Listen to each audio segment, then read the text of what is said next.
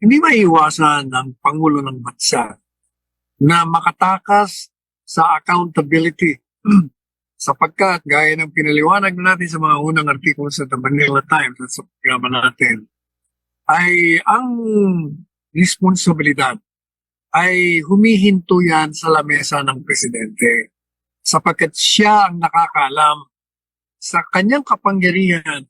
Hindi maaaring hindi niya malaman ang mga lahat ng mga kalokohan. Kaya dapat talagang siya ang managot.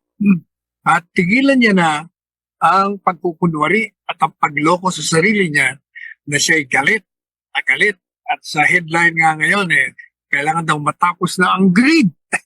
Paano? Paano ba nagsimula yan kung hindi sa'yo, Mr. President? Sapagkat you allowed it to happen. Kung hindi ka man kasama, you were neglectful or you consciously allow the occurrence of corruption in our country, and you cannot pretend not knowing it. You cannot pretend being angry and aghast at it. You cannot pretend and shout, stop this greed. The greed would have not happened if you did not allow it. Samantala, ito namang mga nasa Kongreso at Senado, ayun, nagpapaligsahan sila, mag-grandstanding ng mga investigasyon, ng kunya-kunyaring investigasyon, pero sila nagtatakipan.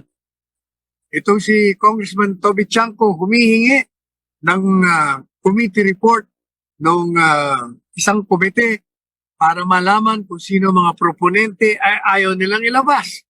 Pinagtatakpan nila. Bakit? Sapagkat ba makikita natin ang mga proponente doon ay isa sa mga proponente ay kamag-anak ng presidente o kaya anak?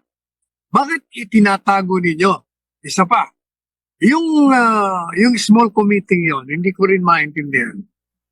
Ang miyembro noon ay si Saldico, si Escudero, at saka si Martin Romualdez. Bakit hindi nyo pinapatawag yang si Grace Pook? Sapagkat siya ay nakakaalam kung sino na sila lahat ang naglagay yung mga insertions na yan, alam nila yan. I'm sure napakiusapan yan, na-insert nila yan, ang kanilang mga kasama. Hindi nila pinapatawag. At itong si Lacson naman, na nagpapanggap din na malinis, ayaw ipatawag dahil daw in third parliamentary courtesy. yung